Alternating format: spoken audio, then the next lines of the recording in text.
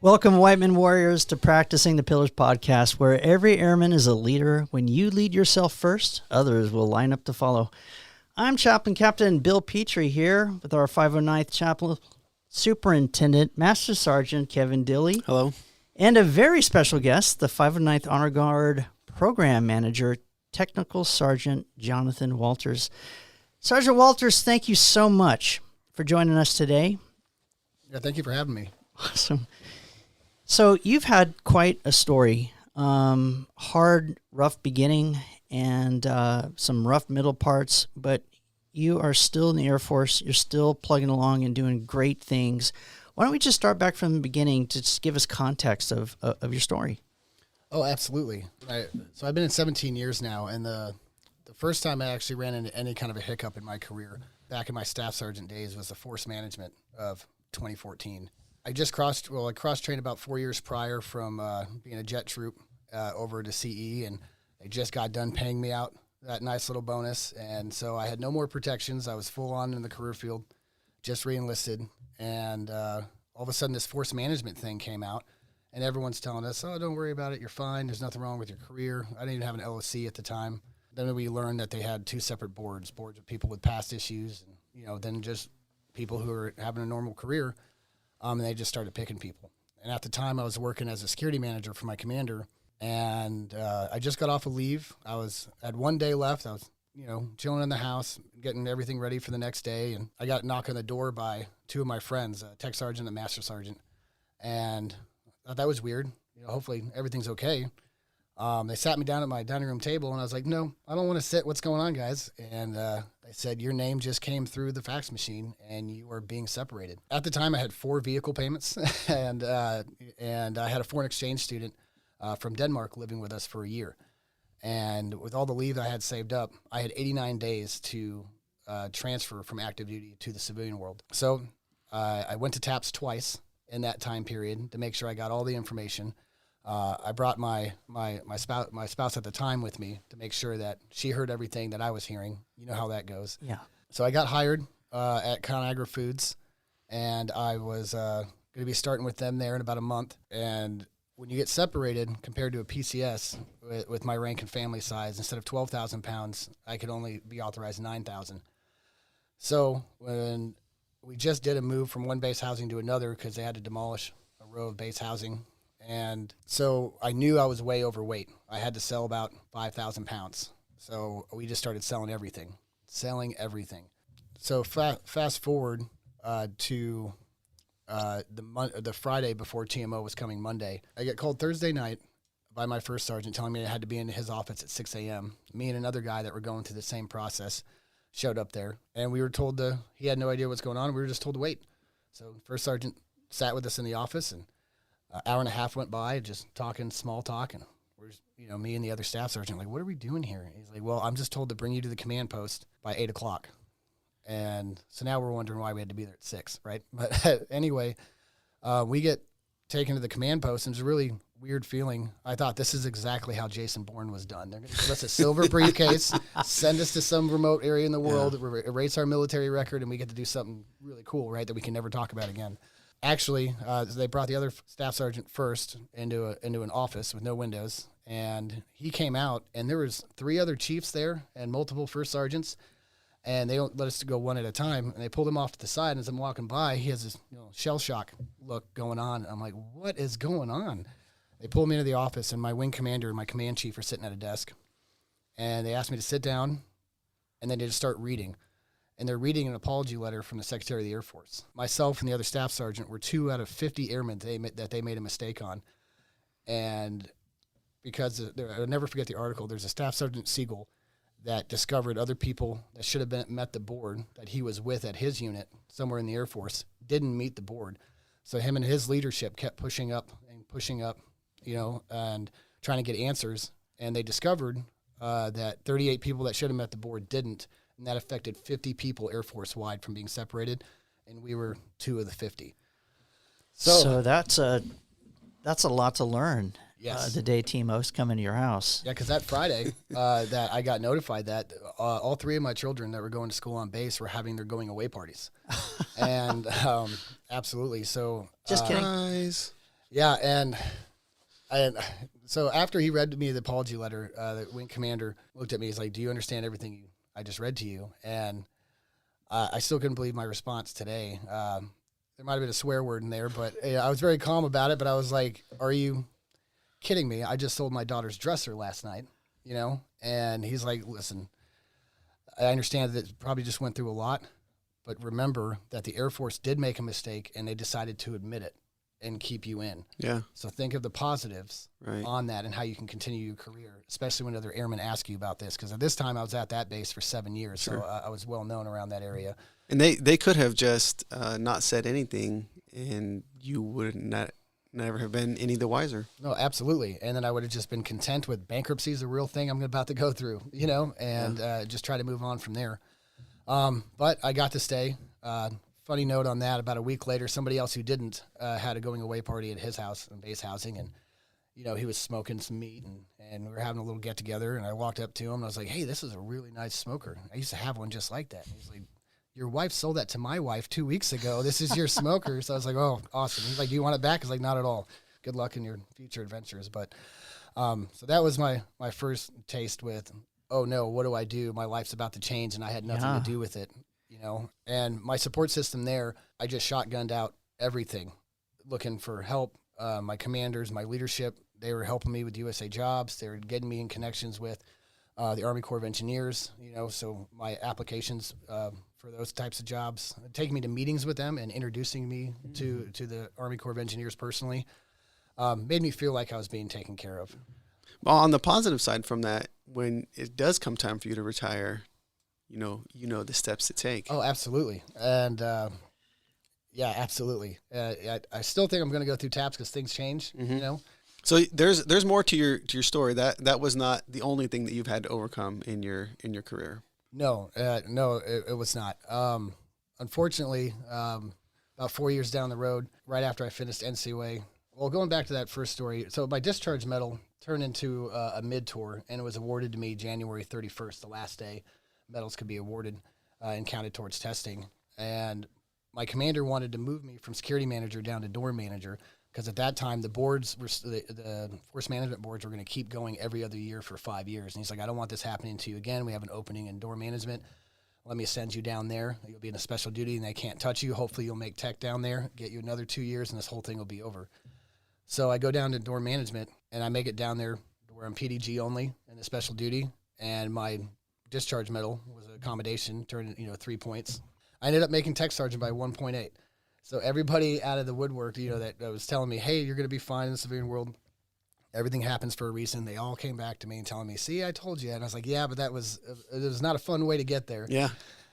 So those points that you got from that decoration was the points that pushed you over. Absolutely. So without that, you wouldn't have made it. Yeah, no, I would not have made it that year. And so I learned at that moment that how to reach out and how to ask for help and ask the questions. I mean, every small question. If one person started getting tired of me asking questions, I would go to somebody else that was experienced, and I would start asking them all the other questions.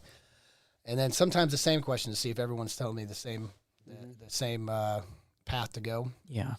But yeah, if it wasn't for that, I definitely wouldn't have made tech when I did. And then I had 2 years down as a dorm manager, which gave me a nice portfolio on dealing with massive amounts of airmen at one time. But then because I made tech sergeant, I went down to NCOA. And then a few years later, right before I got out of dorm management, I had orders to Korea. So here's a new chapter in our life that I'm about to leave the family for a year, living on base. We get everything set up. How many children do you have at this point? Oh, we have 3 children. 3. Yeah, 2 boys and a girl. And we're super excited because we find out that our follow-on is Lake and Heath. And finally, we get our overseas orders. We've been at that base for 7 years, and we finally get to go overseas. So I go to Korea, and I start killing it immediately, making a name for myself, getting coined by... Killing it in a good way. In a good way, absolutely. Yeah. And, running the dorm maintenance shop with other airmen from different career fields, and getting coined by everyone in our leadership, and getting my airmen coined and restructuring the program, fresh eyes type of thing. But then back home, started having issues, phone calls being missed, short, weird phone calls. And my neighbor's always over at the house, 10 o'clock at night, oh, we're just watching Big Brother, and it's like, you guys can watch that during the day, you know what I mean? And then it became, things started getting turned around on me, and I'm the one that's not paying attention to, her needs, and where am I at while she's sleeping, that kind of thing. So I started coping by drinking a lot more with other people, other coworkers, and people in the unit, and friends that I've met down there. So when you heard this, where was your mind at? What are you thinking? Well, when I heard it, of course, I feel guilty for accusing, my then wife and mother of my children of certain things, or having, bad thoughts about it. Yeah. Because even though it was suspicious, she kind of turned her back on you, made it feel like you were the one. So then, so I would make sure to call 4 to 5 times a day, texts, pictures, things like that, because now she's worried about what I'm doing. So kind of pushed it off of, couldn't talk about what I thought was going on at my home back at my last base. And then so my going out kind of slowed down and kind of isolated myself outside of work. Mm-hmm. I would go out a few times a week for maybe a half hour at a time just to show face. And then I'd end up back at my room, and I would cope just by drinking. Mm-hmm. And we were at a softball game one day with all this stuff going on back home, and of course we're making a beer pyramid out there because our team is winning. And some people ask, it's like, hey, have you ever been to America Town, right off base? And pretty much 90% of that place is closed, so there's really no reason to go there. So I said, no, I haven't. And we got a cab, and we went down there. And I think it's something called an ammo bowl, where it just a bunch of liquor's thrown into a bowl, and everyone gets straws, and that kind of thing is going on. And run into somebody, and I can't remember the exact verbiage, but it ends up becoming, a heated argument, and then ends up becoming a wrestling match. We end up being arrested together, and then come to find out that I was wrestling with a senior airman, and we're both drunk in public, and then there's assault and battery, and even though there's no punches thrown, still, right, not very professional. So were there other people there with you? There was, and those people tried helping the other person by tackling me as well, Okay. But again, everyone did a good job making sure no punches got thrown and trying to separate us. But by that time, security forces was already alerted, and we were 3 sheets to the wind and couldn't really make good decisions. And that's where I let it go too far as an NCO. I should have made sure that, when you got that drunk, or nobody should have even got that drunk in the first place, but should have got cabs. Everyone had the cab numbers everywhere. We could have just, as soon as the heated argument started, okay, we're done. Everyone, here's a cab, go home. Mm-hmm. So I wake up the next morning, not knowing how I got back to my room. I just know my wrist hurts because I was handcuffed, and went into work. And then as soon as I got my guys out jobbing, I went and talked to my chief, and he said, you need to go talk to the ADC, right away. So I went down there, and we only had one ADC personnel on the base.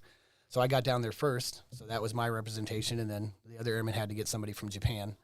But I took the heat for everybody because I was the highest ranking. I knew that's how it was going to go. But now I'm still dealing with my ex back home. And I know that she's going to use this as a reason for not being able to trust me, or something else is going on. And my commander knew I was supposed to be going on home on mid-tour, and plane tickets were already bought. So instead of going through the NJP right then, he let me go home for my 30 days. I get home. Everything was okay. It was a little weird. There was a lot of empty alcohol bottles in my garage, and, new things around the house, like bedding and things like that I didn't know that we bought. But for that first week I was home, my ex was really mad at me about the Article 15 situation. And then started accusing me of, you were probably with other women while you were out there, and things like that. So it's a constant argument for that week. And she made me and my neighbors have a barbecue, and I wasn't really in a barbecue type of mood. I had a lot of stuff going on in my career. I know there's something going on with my marriage. Anyway, we have the barbecue, and my ex-wife has to go back home to Wisconsin for her sister just had a baby for 3 days. And during that 3-day time period, my civilian neighbor, who was married to his military spouse, showed up with a U-Haul, gave his wife divorce papers, and left his 3 children with her. And that was the same night I was picking up my wife from the airport, and the neighbor walks across and said, "Hey, do you know what's going on?" I said, "I have no idea. My wife tells me there's nothing going on, so I got to believe that." I pick her up and I start asking her questions, and she tells me that, well, we don't talk about our marriages. For the last 6 months or 2.5 years friendship, they don't talk about their marriages. When they're over watching Big Brother, they're talking about Big Brother. Yeah, you know what I mean? And a few days later into it, I just can't let this go because, the truth is always in the details. And, the kids are telling me they're spending the night over there. And Kaylee, my youngest, is telling me that she's woken up in the middle of the night at his house and goes out through the garage trying to get into our home, in the middle of the night. It's like, why are they over there by themselves, And then she finally comes out and admits that they've had a relationship. She's pregnant with his baby. And, yeah, that was a hard one. What? Yes, absolutely. And I didn't know what to do. I was like, what am I supposed to do right now? I'm supposed to be going back to Korea, and now we're going through this, and you've been blaming me for like the last 3 months that I'm doing something against our marriage. And then she says, well, you can't stay here. And I was like, this is my base housing, And she's like, I don't care. If you don't find another place to go, I'm going to say that you threatened me. So I immediately walk out of the house. All I have is my wallet, and a baseball hat on and some cargo shorts and my T-shirt. And I start walking, but I live kind of close to the clinic. And coming back, bringing it back to the force management days, is I'm in a situation I don't know anything about. I need to reach out for help. So I walk into the clinic, and I go up to mental health, and I just blurt all of this out at the poor little airman behind the counter. And she tells me to hold on, brings me to a back room. And they come in and ask me a couple more questions. And about a half hour later, they come back and they tell me that we can offer you a 33-day treatment program in Oregon because you're in trouble with alcohol back in Korea. This will help you, with getting new coping skills.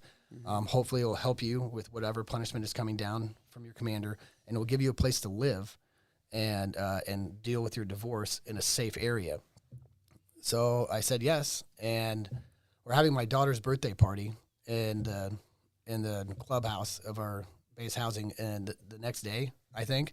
So we had to go through that fake motions of that birthday party. Anyway, I get on a plane about 2 days later, and I am in a 33-day treatment program.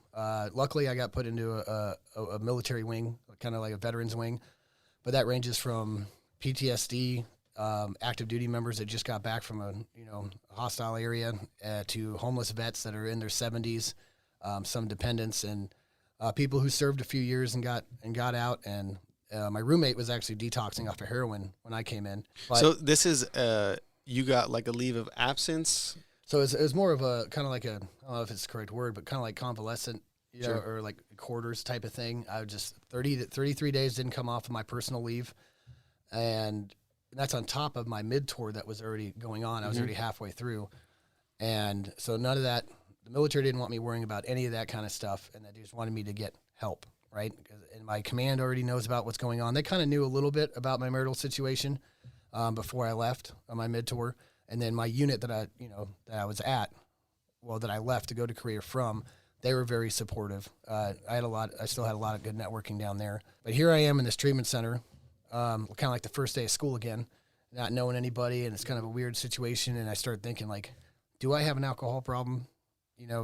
Is this my fault? What's going on with my marriage? I'm going to jump into this program head first. So nobody can say that I didn't give it my all and not find out a diagnosis or what to do to prevent it. I might not have a career once I get out of this place. I'm definitely not having a marriage when I get out of this place. So I went full on to the program. Of course, Air Force training of volunteering and trying to create new programs. I created a new intake program where everyone in the wing would donate a little bit of something because the homeless vets that would come in wouldn't even have clothes.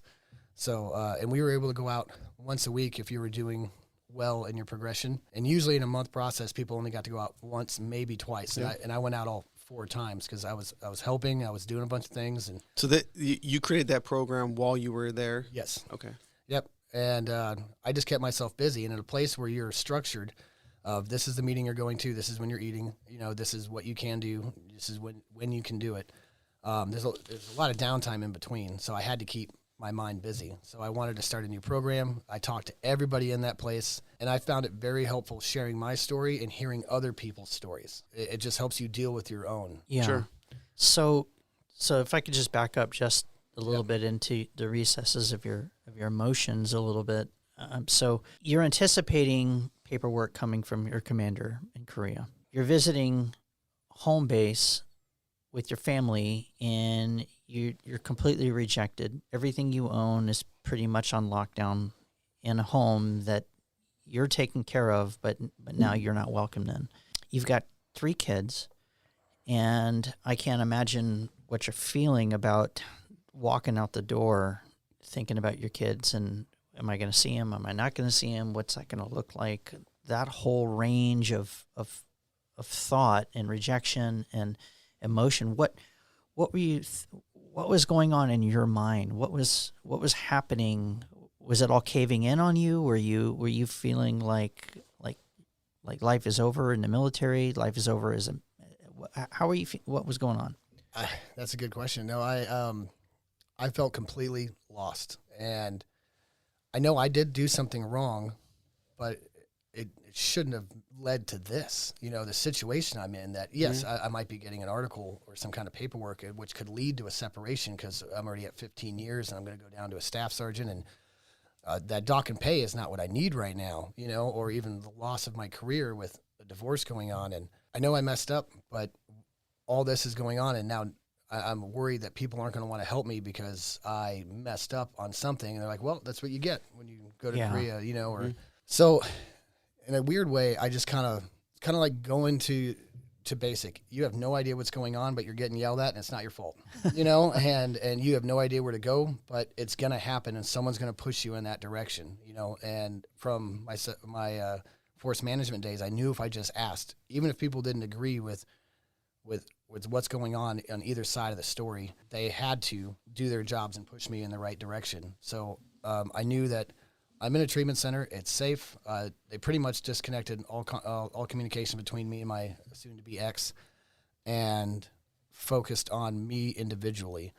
And that really helped me start getting things back in order. And I've had 2 medical professionals tell me by the end of all of it that I didn't have a drinking problem. I had a cheating ex-wife problem, and I had 0 coping skills.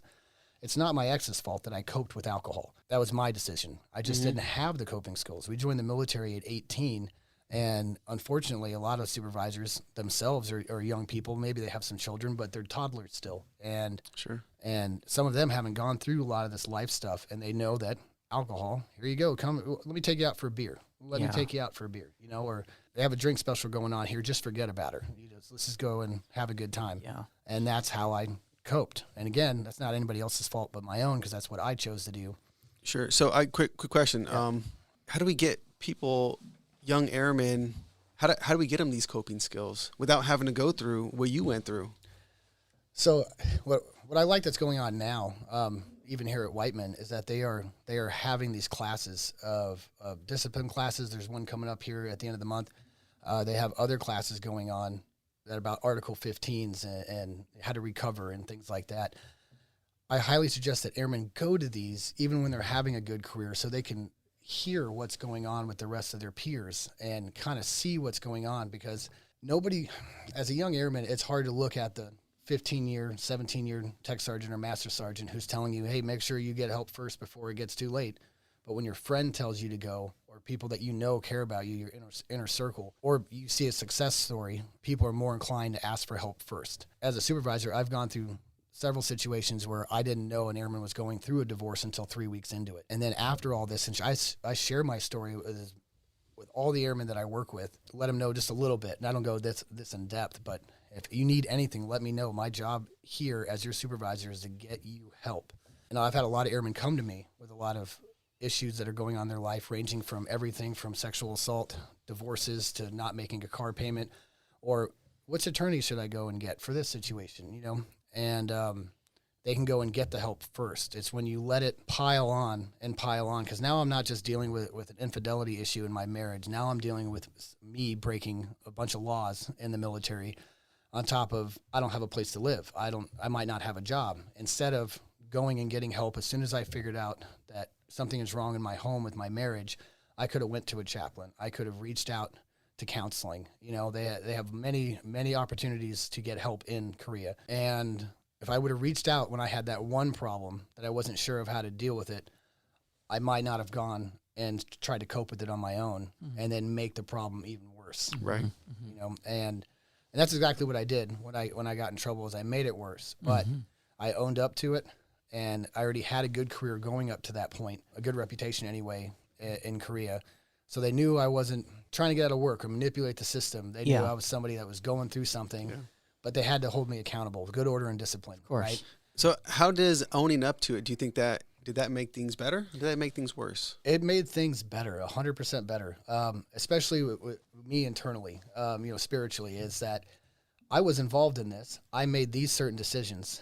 And once I did that, it kind of lined up with everything in treatment, because one of the main mantras that I brought back from that is I cannot control what other people do, no matter what.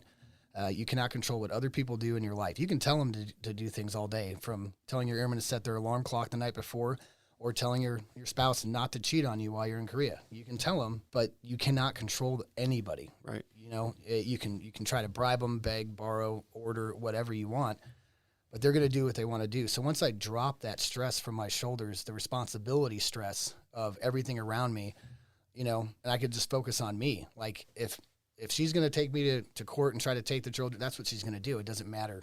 How can I control me and what I do in this? And then I thought about the kids when you guys brought up the children. No matter what the situation is, my children are always going to love their mother.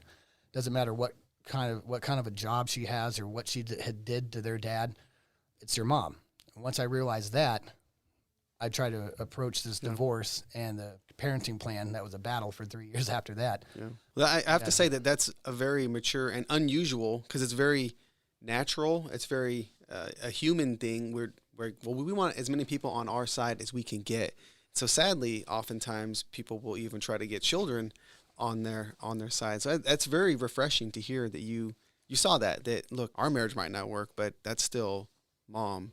And yeah, I mean, don't get me wrong. I was distraught. It was emotional. Sure. I mean, all my stuff is on lockdown. I can't even go into my own home. I'm in how trouble. did you get there to that point? Because I said, I don't think that's very natural. No, so I like I said, I might have just been, if I was in the base housing on the opposite side of the base, it would have been probably a 45-minute walk for me to get to mental health, and they might have been closed. Then what do I do, right? So I know there's a lot of luck involved with my part of the story there.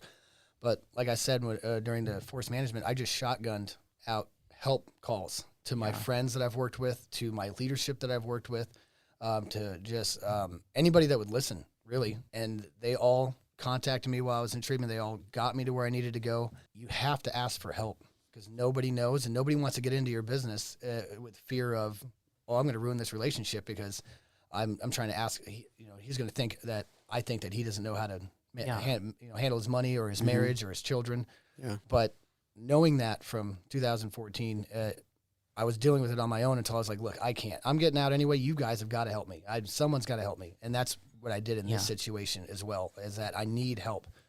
So crescendo a little bit. So here you are, you're 30 some days into a program. You still have no idea what's going to take place with your marriage. Well, you know that you're going to get divorced at that point, but you don't know what's going to happen with your kids. You don't know what's going to happen with the base commander back in Korea. I'm sure you didn't just walk out of that treatment facility and then all of a sudden things were just going your way. What did things look like at that point? So up to that point at the end of treatment, I picked up a lot of coping skills of how to just shut everything out and, find out what I needed and just sit. No electronics, no nothing. Kind of like a little bit of meditation, but I don't know a lot about meditation, but I do know going into a room by yourself with no noise, no distraction, and not laying down and going to sleep or taking a nap, but just sitting there for 5 to 10 minutes just to focus on your thoughts and be neutral in your own mind. Okay, how would a third party approach this? And try to think as logically as possible and then stick to it. And that's how I had to do that a lot of my days. But when I was in treatment, they gave me the power. It was a pretty bad codependent relationship I had with my ex on both sides. But I took control of my finances. Of course, I didn't cut her all the way off. You can't do that. But I split everything down the middle. And, of course, she wasn't happy, right? And but I can't make everybody happy, and I can't control what she does. If she would have went and emptied the bank account like she racked up the credit cards while I was gone, I wouldn't have been able to do anything about it, so I had to take control. Mm-hmm. So when I left treatment, I had a game plan. I needed to finalize the divorce before I went back to Korea. My leadership gave me an extra week, so I knew that, and I didn't know where I was going to live. I had friends who were offering me to stay with them, and then also I haven't seen my kids in 7 months at this time, minus a week before this big news went on, and they don't know what's going on. Where's Dad? Why is the neighbor over here with Mom? And who knows? God knows what else they saw. And so that's when my leadership figured out a plan. I'm not sure if it was the right way to do it, but like I said, I was there for 7 years and wanted to find someone that we both trusted, my ex and I, and that the kids knew. And they gave him a week to stay at my house, and he didn't leave my side by more than 20 feet. And this was for my own protection because my ex, she's already made threats while I was in treatment, that you need to start paying me full child support now once I took over my finances. And if not, I'm going to tell them that you raised your hand to me and all this other kind of stuff, right? And I was like, listen, this is now documented. I still am sending you money, what you're asking for. I'm not trying to negotiate here, but you need to stop trying to mess up my career. We're getting a divorce. Let's do this the right way. So I guess I don't know what she told her counselors, but I had to have a meeting with her counselor the day after I landed back from Portland. And they had a whole emergency plan set up. I don't know what she's been telling them. There's never been any violence in our marriage before. But anyway, this friend of mine stayed in our home, and we were able to figure out the divorce. I got my little divorced storage unit, 10 by 10, put my motorcycle, my trucks, my guns, and my hunting gear. And I let her keep everything else in the house. Because I thought it'd be better for the children. Mm-hmm. They're moving across the country, and they're going to a new place, and the neighbor is going to be living with them. I thought it'd be better if they had everything that they recognized. So I started all the way over with an air mattress, and that was the only piece of furniture I owned, and it would deflate every single night. Every single night it would deflate. I've had a few of those. Yeah, but yeah, it was just once I realized some of the things that I needed for coping skills. Some of the best advice I had was when you're in a relationship with somebody who's narcissistic, pay attention to what they're accusing you of. That's the closest thing to a confession you're ever going to get, right? I was being accused of cheating and accused of abusing alcohol and all this other kind of stuff until that's the only thing I need to cope with, and that's what I did when I was on the other side of the planet. And then when I come home with a garage full of empty bottles, and she's pregnant by the neighbor. That was everything I was being accused of. But anyway, it just helped the coping skills I was able to pick up from professionals. Yeah. So fast forward a little bit. So you've got those things going on. Your divorce is cooking. You're trying to be as fair as you possibly can for the welfare of your kids and the dignity of your ex-wife. That's laudable. I mean, that's incredible just to have that kind of. You're not trying to throw her under a bus. You're just trying to make peace with the scenario and move on. But then you return. Did you get paperwork? And then just in a minute or two, how would you tell airmen how you moved on from what took place next? Well, when I got back, I ended up getting my Article 15, and the one thing everyone regrets when you're in a situation like that, besides everything you did, but the one thing you're not looking forward to is walking in your blues in front of your unit, in front of your troops, in front of your peers, and walking to a room full of all of your leadership in their blues and being presented in Article 15. But I wrote the commander a letter, and prior to him making the decision on the NJP, and explaining my situation of this is my fault. I should not have let it go that far. It doesn't matter what's going on in my personal life. But the one thing I'm asking is not to lose a stripe because it'll hit my higher tenure and I'll be separated. I know I can give more back to the Air Force. I know I can come back from this.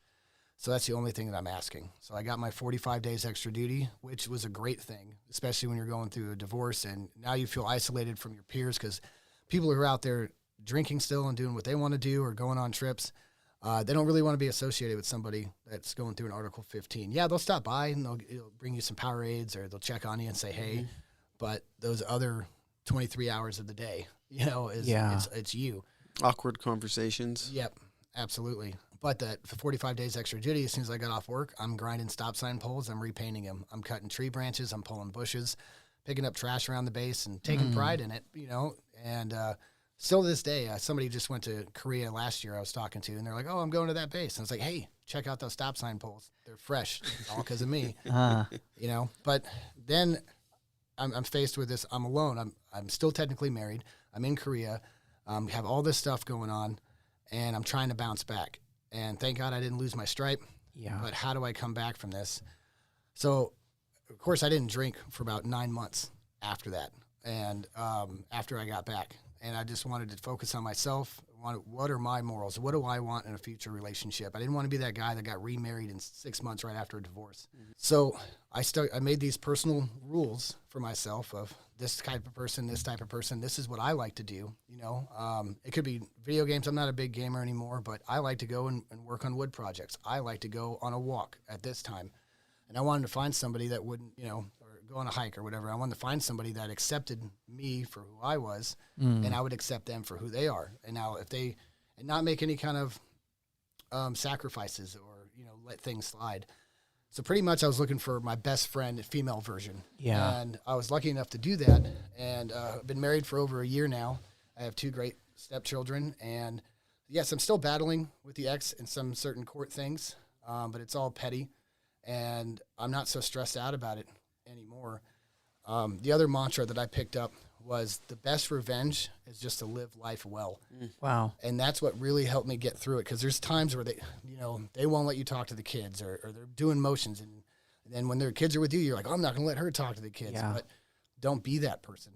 Sure. Those morals code that I developed when I was on my own for 9 months, coming up with my own hobbies, coming up with what I wanted in a relationship, I stuck to it. Didn't matter how cute the next girl was or anything like that. I wanted that real relationship that I know was like, I know it sounds corny, but my ride or die, no matter what. If I had to take off in the middle of the night for the next 3 months, I know she'd be there. And if we were together for the next 34 years, Yeah. And I wanted to just go do what I wanted to go do, and she wanted to go do what she wanted to go do, we wouldn't have a problem, because that basic morals we shared, and we had that trust. So from what you've told us and written down, probably, 6 different things that I heard you discuss that were really positive coping skills that you developed and have helped you grow through this, not just survive, but thrive through this, because you've got an amazing position here at 509th, leading some outstanding airmen and doing some amazing things. And so good on you. Some of the things I've heard were ask for help, be ready and willing to take classes, recovery classes, or classes that'll grow you. I heard you say, I've got to own up to my part, owning your part of the pain, those kinds of things. Meditation. I heard you speak to meditation, learning how to take the time and quietness to reflect on things that matter. I'm sure you get the angry voices come to you when things are silent, and you're learning to cope with those angry voices that come at you, trying to kick you in the teeth and tell you you're no good. And so meditation was helpful for you. You said develop a plan, and then I heard just recently set boundaries. Setting boundaries for what you're willing to do, what you're not willing to do, and to step out in life and enjoy those things through those boundaries and value systems that you've created for yourself. Those are amazing coping skills and patterns that I think many airmen could really use and put into practice. Does that sound right? No, absolutely. And thank you for writing down that list. I know it's so easy to get lost, and I might get orders soon. I might be gone. I'm going to deploy. I want that girl back home that we see in all the war movies writing you letters.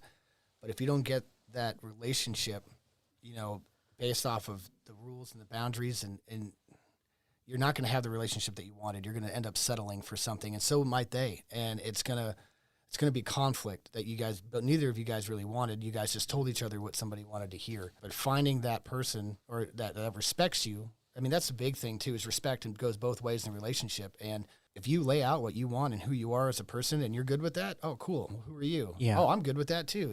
Maybe not those 2 things, but we'll just get past that. Don't do that. Just find that person that fits you 100% and that accepts you for, I snore. I got plantar fasciitis. You know what I mean? Like I'm in my mid-30s working construction. Like my back hurts a lot. There's certain things that I'm like, hey, I'm going to go lay on the couch for 2 hours and not feel guilty about it anymore, Yeah. or feel guilty about wanting to go ride my motorcycle with my friends, or be upset that she went and did something with her friends. You guys have to be just as strong apart as you are together, and you won't know that unless you accept and respect each other for who you are. Yeah. And you can't get there until you take time to work on yourself and ask for help, because none of us are born with knowing how to meditate or how to cope. No manuals. Not at all. I think that's what you said is a really good point, that we have to work on ourself. And you said this earlier, that I think is part of accepting responsibility. I mean, all we can control, and you did say this, is us in a situation. And oftentimes we're not willing to even consider that, to even look at that, because oftentimes it's not fun. Oh, it's not. But when you hit rock bottom, there's nowhere else to look besides you, right? Because here you are alone. And what do? Well, let me look at me first. Yeah, there's a couple things I could have fixed. I know I didn't make my ex-wife happy in all aspects. You know, I was a little bit to blame for why she was unhappy, you know, but she broke that moral code, you know, and then so relationship over. And so that's done. So I'll focus on this. How do I make myself better? How do I make sure the people around me is who I want in my life? I mean, it could be a supervisor, another airman, a family friend, or a family member that is toxic.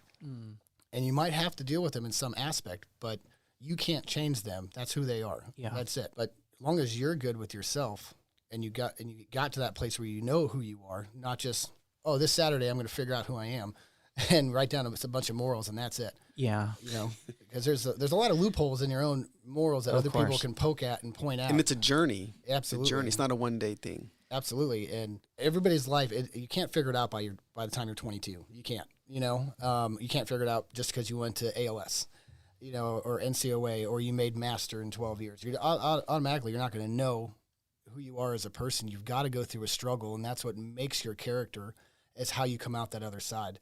And you get to control how you come out. You don't have to blame the people that hurt you. You don't have to blame them and get revenge. Like I said, the best revenge is to live your best life. Because I'm telling you what, that makes people angry.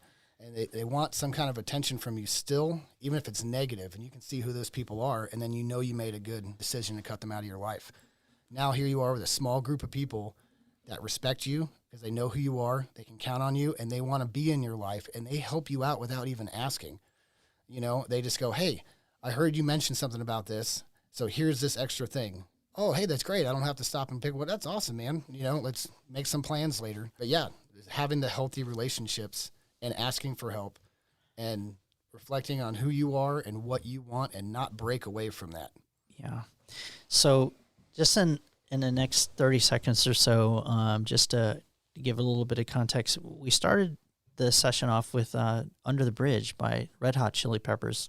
Iconic song that Absolutely. Everybody knows. I love that song, but I probably love it for totally different reasons. And this is the song that you wanted to add as part of this podcast. What does that song mean to you? Why choose it? Well, I never understood it as a kid when my dad used to blast that in Green Day on his floor speakers, you know, in the living room apartment that we grew up in. But as I got older and then life started happening, the whole song, you know, there's a lot of different parts to it, but it really just clicks with me about the isolation and addiction. Addiction could be to anything. It could be alcohol. It could be to a toxic relationship. It could be to attention. But dealing with loneliness and addiction, going back to remembering parts of your life that you just survived through, is I never want to feel that way. Take me to the place that I love. So in that same song of all the stress that he was going through is I remember what happened and I know not to do that again and how to not do that. Everything we just discussed today. Now, where's the place that I love? I'm going to go back there, and that's where I want to be. And that's how I've been trying to live every day since my Article 15. And it's been working out for me so far. There's struggles, you know, but again, I asked for help. I have great leadership here at FSS. I had great leadership here in CE. And just leadership can help you. Maybe the one person that you directly work with, maybe not them, but talk to somebody else. You know, go lateral. Find a mentor that way. That's awesome. Well, Sergeant Dilley, is there any final questions? You get the last word in all of our staff meetings. Any last rounds or anything? I'll just say thank you for sharing your story and being open and vulnerable. I hope that others hear this and it gives them courage and helps them understand that even though things might be difficult, and even if your journey, maybe it's not in the Air Force, yours was, and it's great to hear that somebody was able to take those shots and it still worked out for them. I guess maybe just this final question, because this is something that has occurred to me not too long ago, where you felt like you're past something. You're like, you know what, I'm going to move past this, and so you move past it, but then you find out the next day you're not really past it. So do you find that you have to work through things? Is it daily? Is it monthly? What is it? So yeah, as things still pop up, but yeah, sometimes it's daily. Sometimes you go months without dealing with it or thinking of those kind of thoughts or situations again.